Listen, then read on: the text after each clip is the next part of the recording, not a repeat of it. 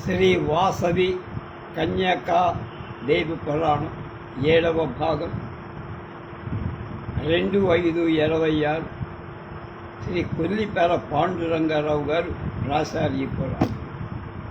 వాసవి చతుర్థాధ్యాయంలో పరాంబికా పరంధామం దేవి గాథా శ్రవణం చేస్తే వచ్చే ఫలితం గురించి, అపూర్వాలైన పావన విషయాలు విన్న మణిగుప్తాదులు ఆనంద కందడిత హృదయాల విందులై సాలంకాయన మునితో గురుత్తమ ఆదిశక్తి మహత్వాన్ని గురించి ఎంత విన్న తనివి తేరకుండా, సృష్టి స్థితి లయాల మూల కారణం అఖిలాండ కోటి బ్రహ్మాండ నాయకి ఆ దేవి యొక్క ఆవాస వైభవం, ఆ జగన్మాత ఘనత వాత్సల్యంతో మాకు తెలియచెయ్యండి.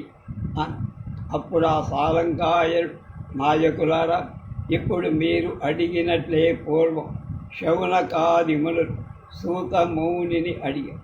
సూదుడు మునులకు దుర్వాస మహర్షి కృతమై శ్రీచక్ర నగరలో ఉన్న వేదవ్యాస వైభవాన్ని గురించి వ్యాసప్రోక్తమైన మార్కండేయ పురాణంలో మహత్తరాలే దేవీ గాథల గురించి చెప్పారు. నేను ఆ విషయాలకి మీకు సవిస్తరంగా వినిపిస్తాను. మీరు భక్తి శ్రద్ధలతో విని ధన్యులు కండి.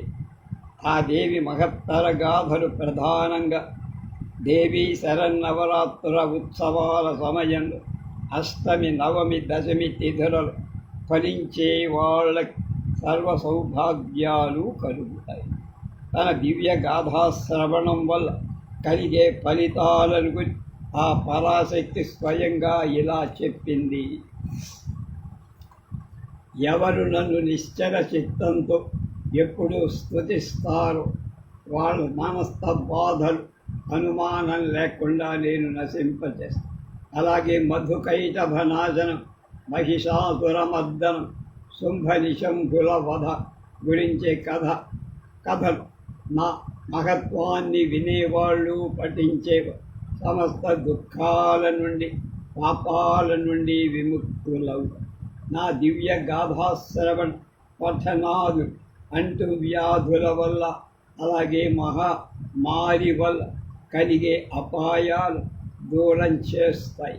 అపూర్వాలైన గ్రహ నక్షత్రాలు పుట్టడం, పిడుగులు పడడం, అద్భుతాలైన చరాచర వస్తువులు కలగడం అనే దివ్య అంతరిక్ష భౌమ ఉత్పాతాలై త్రివిధోత్పాతాలను శ్రమింపచెయ్యక ప్రతి ఏడాది శరన్నవరాత్రులలో నా మహాత్యాన్ని పఠించేవాడు, వినేవాడు సమస్త విపత్తుల నుండి విముక్తులై సమస్త సన్మంగళాలను పొందగా అని చెప్పిన దేవీ భాషణాన్ని వినిపించిన సూదుడు ఆపై శౌనకాదుల, ఓ మునులారా, పరాశక్తి నిత్యయైనను లోక సంరక్షణార్థమై మాటి మాటికి అవతరిస్తారు.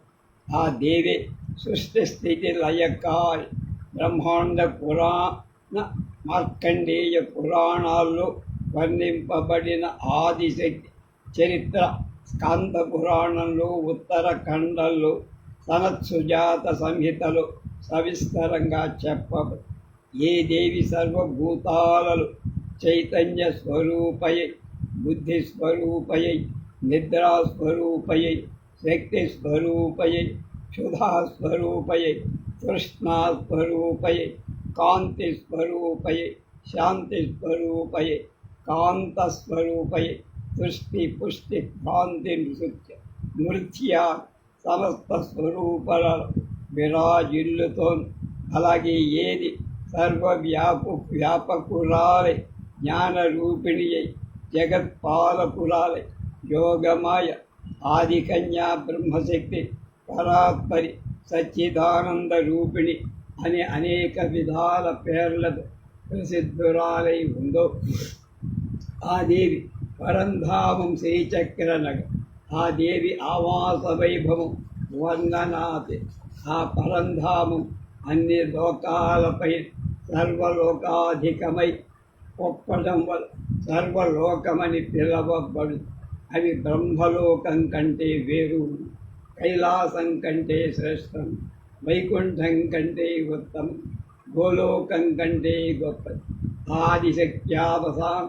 ఆదిశక్తి ఆవాసం మూడు జగాలకు గొడుగు వంటి సంసార సంతాప నశింపచేసి బ్రహ్మాండాలన్నిటికీ చల్లని నీడబడి ఆ పరాశక్తి పరంధామం చుట్టూ అమృత సముద్రం విరాజిల్లుత మహత్తము శ్రీచక్ర నగరాక్ష అయిన ఆ పరంధామం సర్వవిధ లోకాలతో రత్నాలతో నిర్మించబడిన అనేక మహాప్రాకారాలు కలిగి అఖిల బ్రహ్మాండాలలో దేవత సమస్యాత్మక దేవీ దేవతా గణాలతో వాళ్ళ పరివారంతో సమస్త విధ సంపదలతో సర్వ విధాల ఆనంద సౌందర్యాల సముజ్వలంగా ప్రకాశిస్తూ ఆ మణిద్వీప మధ్య భాగం శ్రీకరమైన చింతామణి గృహం ఉంది.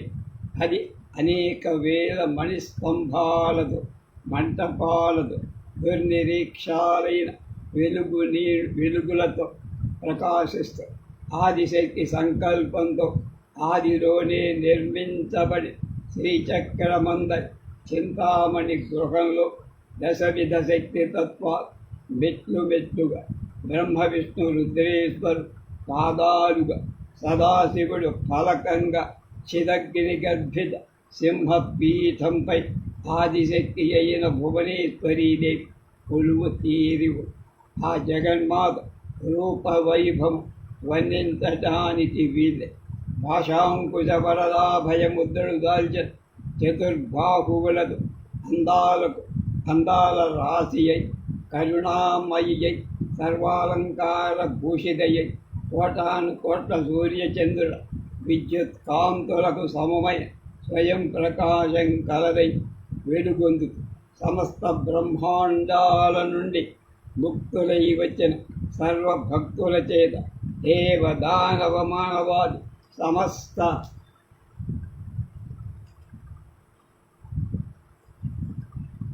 జాతుల జీవుల చేత నిరంతరం సేవింపబడు. అక్కడ సప్తకోటి మహామంత్రాలు దశ మహావిద్యలు రూపుదాల్చి ఆ అమ్మను ఆరాధిస్తారు.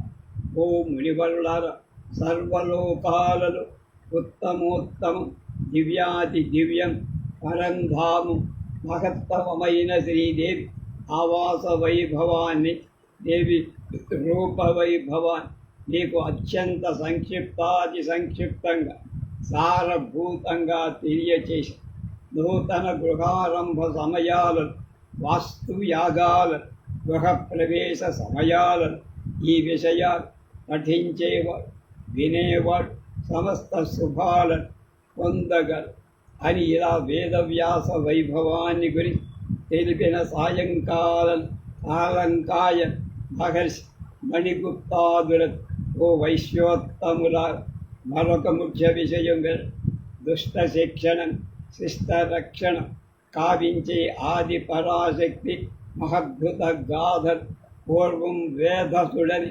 మహాముని చేత స్వరథుడనే రాజు సమాధి అనే వైశ్యోత్తముడికి చెప్పారు.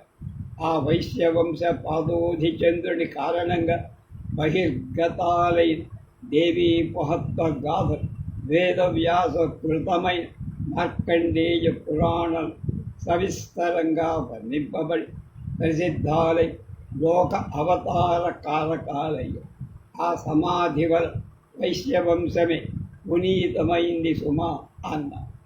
ఆ మాటలు విన్న మణిగుప్తాదులు, గురువరా, మా వంశంలో ఉద్భవించిన పావనమూర్తి అయి ఆ సమాధినాముని దివ్య చరిత ఆదిపరాశక్తి చేత ఇవ్వబడిన దుష్ట శిక్షణల గాథల దయతో మాకు వినిపించండి అని వినయపూర్వకంగా ప్రార్థించారు. అప్పుడు సాలంకాయన్ వాత్సల్యపూర్ణ హృదయుడై ఏం చెప్పాడు రేపు